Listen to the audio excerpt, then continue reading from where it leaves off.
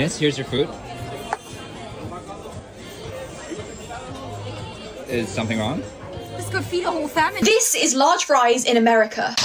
This is large fries in England. Oh my god, it's literally the same size as her. What is going on, America? You just spent 3 weeks in the United States. You finally return to Europe. The suitcases are barely unpacked before you experience a massive reverse culture shock. The first thing you do is open a familiar takeout box from your local restaurant. You stare at the food and ask yourself if someone stole half your meal. You look at a local slider, and it is barely a single bite. A hamburger looks like a plastic toy. A chicken wing barely covers the palm of your hand. You order a small ice cream, and it is actually small. When Americans travel to Europe, they take photos of ancient castles and historic monuments. When Europeans travel to America, they point their cameras at massive plates of food. They film themselves holding a single slice of pizza that spans the entire length of their forearm. They film soda cups that look like buckets. They laugh. They cry in confusion. They ask themselves who is supposed to eat all of this. This is not just a funny internet trend. Millions of travelers are coming home with the exact same confusion. They spent weeks getting used to towering burgers and endless drinks. A regular cup in America could hydrate a European family for a month. The restaurant back home did not change. The menu did not change. Their expectations changed. Europe is a continent with some of the oldest culinary traditions in the world. The French take pride in their bread. The Italians defend their pasta like it is a matter of national security. They eat slowly. They eat for balance. But America eats for scale. However, this massive scale of eating is hiding something much darker. The world looks at these giant plates and sees unstoppable greed. They see a country that just cannot stop eating. But that is completely wrong. What you are seeing is not gluttony. It is a carefully engineered psychological trap. For decades, the food industry has fed the world the illusion of abundance. And that illusion has manipulated your stomach and your wallet without you even noticing. Today, we are going to break down exactly how this happened. We will look at a quiet movie theater in the 1960s and trace the timeline all the way to the shrinking food on your plate right now. By the end of this story, you will never look at a restaurant menu the same way again. Let us talk about the stereotype. The global perception is clear and unforgiving. People believe Americans are simply obsessed with eating massive amounts of food. They look at the obesity rates and the overflowing trays of fries and assume this is just how Americans naturally eat. But there is a massive gap in this logic. The greatest trick the food industry ever pulled was convincing the world that consumers are just naturally greedy. It is a lie designed to protect the real culprit: the corporations. The giant greasy plates you see at fast food chains and diners do not represent a standard American home-cooked meal. When a family in America sits down for dinner on a Tuesday night, they are not eating a mountain of fried chicken and a gallon of soda. They eat normal, balanced portions. The grotesque sizes only appear when money is exchanged. When you cross the threshold of a restaurant, you are no longer a human being with a stomach. You are a unit of profit. Why does everything suddenly multiply by 3 when a customer walks into a diner? It is not because the human body suddenly demands more calories the moment it crosses a doorway. It is because the entire menu is designed to bypass human logic. The fast food empires have spent billions of dollars studying human psychology. They know exactly how to trigger your fear of missing out. They know that human beings are wired to seek out the best possible deal for survival. The fast food industry realized long ago that they could not just tell people to buy 2 meals. That makes people feel bad. It makes them feel like gluttons. So the industry changed the game entirely. They figured out a way to make you beg for extra food while believing you're actually saving money. The stakes here are incredibly high. This is not just about gaining a few extra pounds. This is about a systemic manipulation of your perception of value. Let us break down the exact mathematics of this trap. You walk up to a counter and see a regular meal for $5. You see a large meal for $6. Your brain immediately does the math. For just $1 extra, you get a mountain of fries and a massive drink. If you do not take the upgrade, you feel like you're wasting your money. When you stand at that cash register, you're fighting against decades of corporate research. You're no longer buying food to satisfy your hunger. You are buying food to satisfy a mathematical equation. And the corporations know this. They are essentially giving you cheap calories to empty your pockets. They trade pennies worth of potatoes and sugar for your hard-earned dollars. The extra food costs them almost nothing to produce. But that single extra dollar you pay is pure profit for them. The world points the finger at the consumer and calls them greedy. But the truth is, the consumer is the victim of a brilliant and ruthless business model. You think you're beating the system by getting a huge plate of food for a cheap price. But the system is actually beating you. They do not just sell you food. They sell you the illusion of abundance. This manipulation runs deep into the history of how modern businesses operate. It takes a massive amount of historical and psychological engineering to change the way an entire nation eats. If you want to uncover the exact moment this trap was set and understand the hidden forces controlling your daily choices, then hit the subscribe button right now. We are about to expose the man who started it all and how a simple movie theater trick changed the global diet forever. Everything started with a very human fear, the fear of being judged. David Wallerstein was not just observing popcorn, he was observing human dignity. Picture a movie theater in the middle of the 20th century. The lights are down. The screen is glowing. A customer finishes their small box of popcorn halfway through the film. They shake the cardboard. They listen to the empty rattling sound. Their stomach wants more. The concession stand is only a few steps away in the lobby, but standing up means interrupting the people sitting next to them. Walking down the aisle means everyone is watching. Approaching the counter to buy a second identical box of popcorn feels like a public declaration of a lack of self-control. It feels like a failure. Wallerstein saw this silent suffering. He saw an invisible wall built out of social pressure. He knew that human beings will always choose to protect their public image over satisfying their hunger. So he removed the shame. He created a bucket of popcorn so massive that no one could possibly finish it. But buying it was safe. Buying it meant you were just a regular person buying a single item. The large size was born. It was not a culinary invention. It was a psychological shield. Customers could buy a massive bucket of popcorn and still keep their dignity. They were only buying one item. It just happened to be huge. Alongside this popcorn shield came the fast food fries. The fast food giants watched the theater profits skyrocket, and they immediately adapted the strategy. Alongside the oversized fries came the colossal drink cups. The executives realized that the human brain cannot accurately judge volume when the shape of the cup changes. They made the cups taller. They made the bases wider.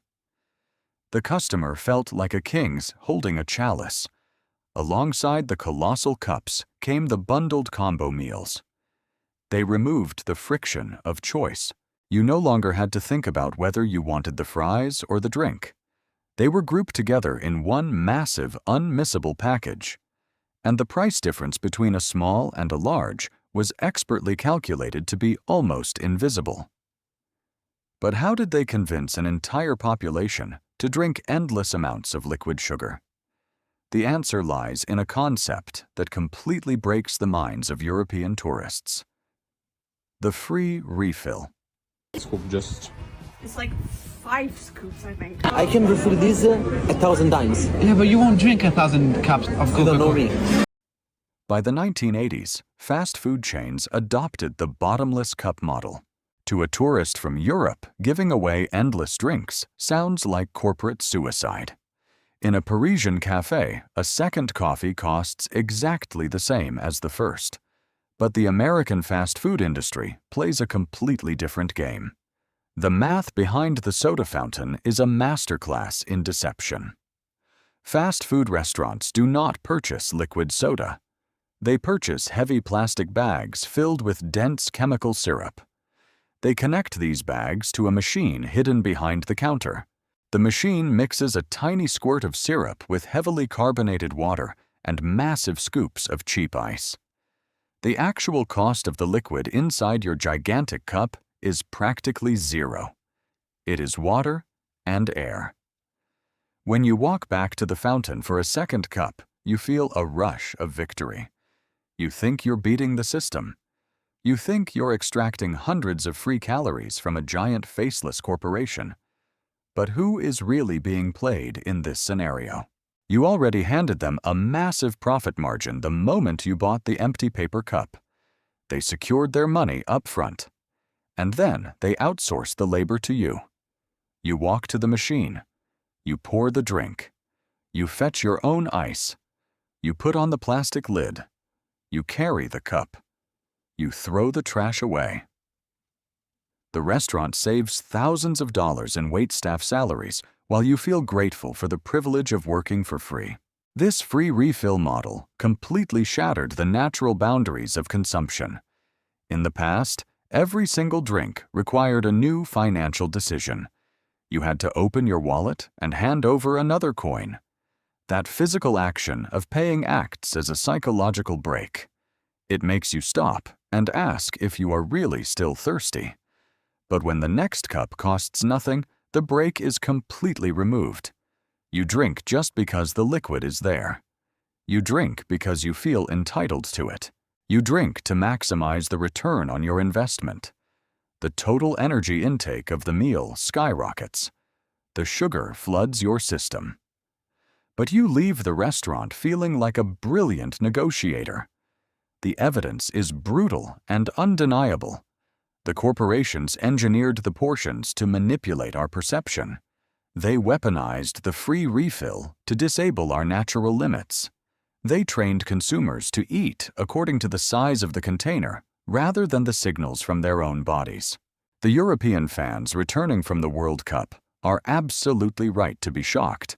The entire American food system looks like a giant rigged casino where the house always wins. But is this the complete truth? If the fast food industry is forcing mountains of food onto the table, where does all that food actually end up? This must be like a litre and a half. But literally look at the sheer size of it. It's bigger than a horse. I ask a medium size. That's medium. Ma che medium? Madonna! My entire family can drink from here for 1 month.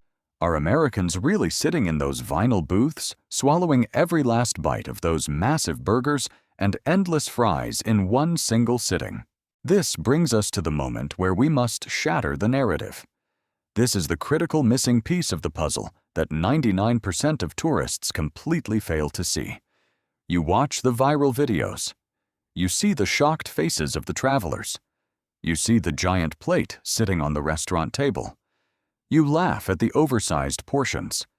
But you never walk inside an American home to see what happens after the meal is over. The world looks at a giant American plate and calls it unstoppable gluttony. But the American looks at that exact same plate and calls it meal prep. This is the culture of leftovers. It is the invisible force that balances the entire landscape of American dining. Let us step away from the neon lights of the fast food counter and walk into a standard suburban American home. Look closely at the architecture of the kitchen. You will not find the tiny, delicate cabinets of a London flat.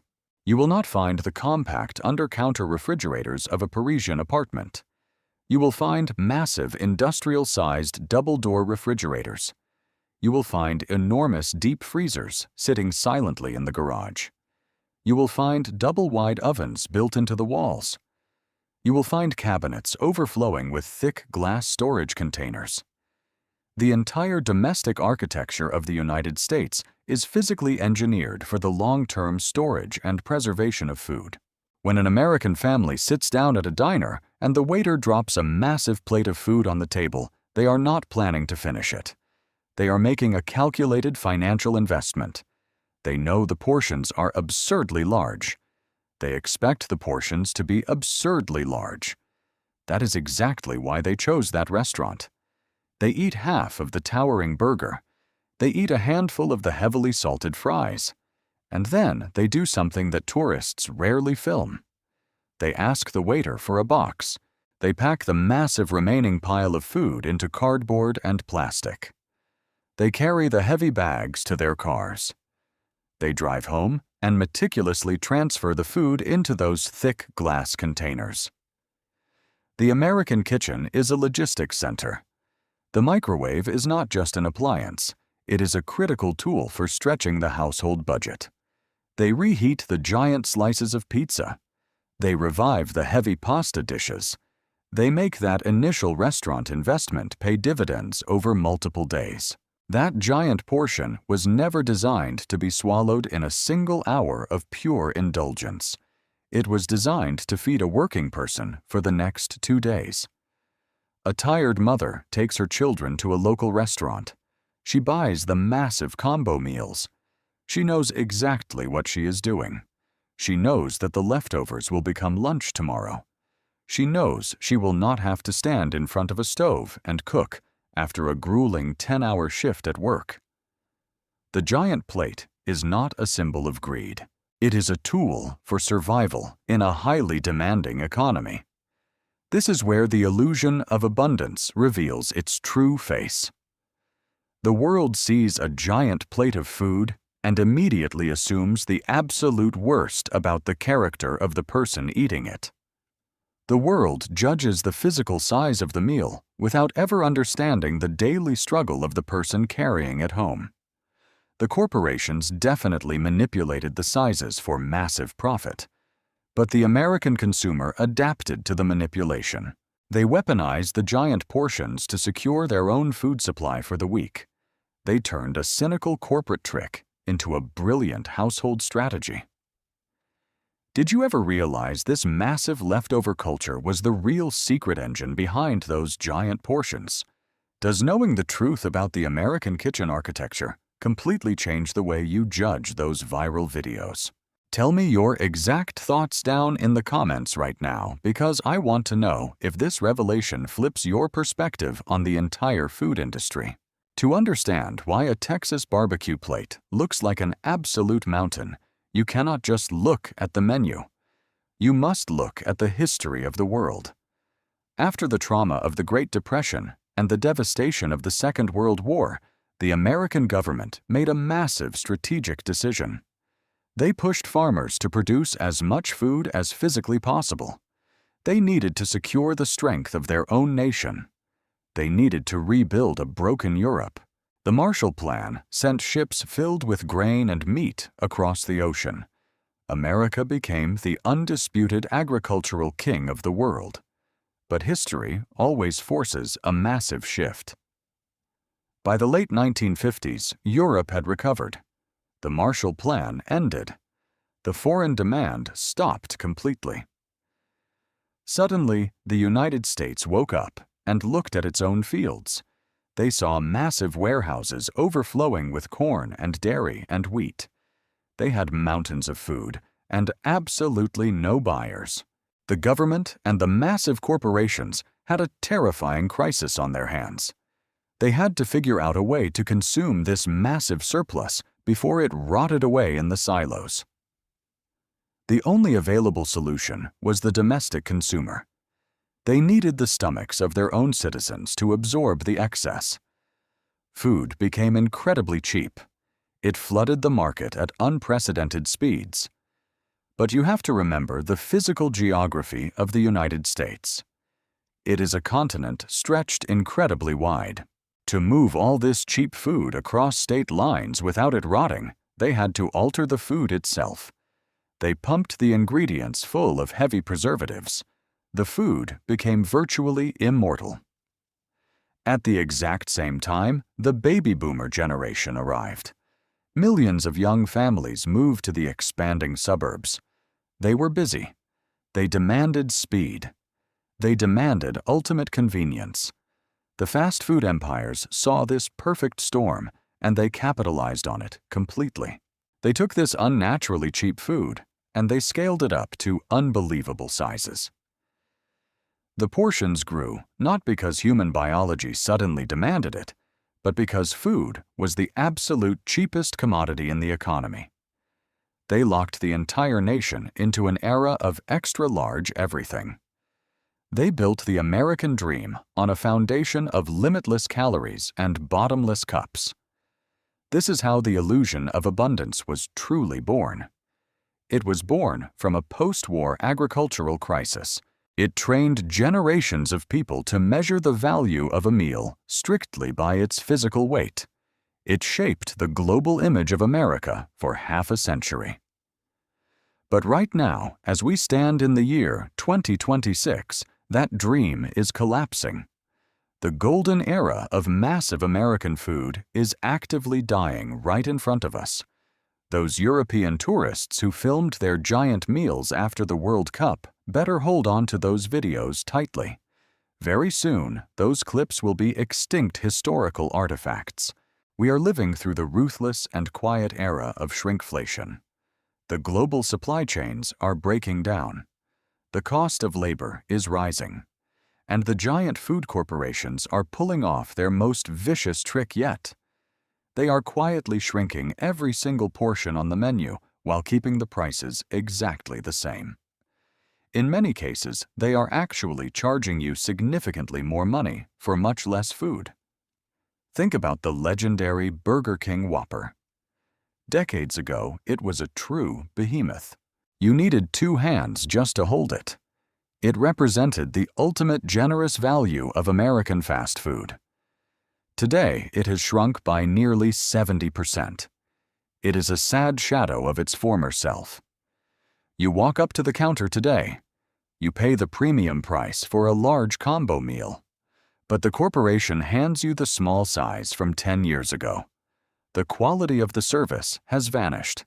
The quality of the ingredients is dropping rapidly. The illusion of abundance is finally shattering in real time. The corporation spent 60 years training you to expect a towering mountain of food for a handful of coins. They hooked you on the feeling of being wealthy and generous. Now they are completely reversing the formula. They give you a pebble and they drain your wallet. The American consumer is the ultimate victim in this brutal bait-and-switch operation. They built their entire household survival strategy around those massive portions. They relied on those leftovers to feed their children the very next day. Now the leftovers are gone. The meal ends at the restaurant table. The family goes home with an empty box. The irony is almost painful to watch. The world laughed at the American consumer for eating too much. But the American consumer was just playing the survival game the corporations designed. Now the corporations changed the rules, and everyone is paying the price. The European meal has always been small, but it is honest. It focuses on balance and high-quality ingredients. The American meal used to be huge and deeply generous. It allowed you to forget the rules and enjoy an endless feast. But today, it is just an expensive lie. This forces us to look deeply at our own choices. We are standing at the absolute end of a culinary empire. There are things we laugh at because they are too massive and absurd for our daily needs. But when those massive things disappear, we suddenly realize we lost a symbol of freedom. We lost a piece of history. We lost the illusion of abundance that made the world feel a little bit less stressful. Look at the shrinking, expensive fast food burger in front of you today. Look at the small, honest plate of food in Europe. Between a small meal that tells you the truth and a giant feast that is slowly disappearing before your eyes, which one are you really willing to defend?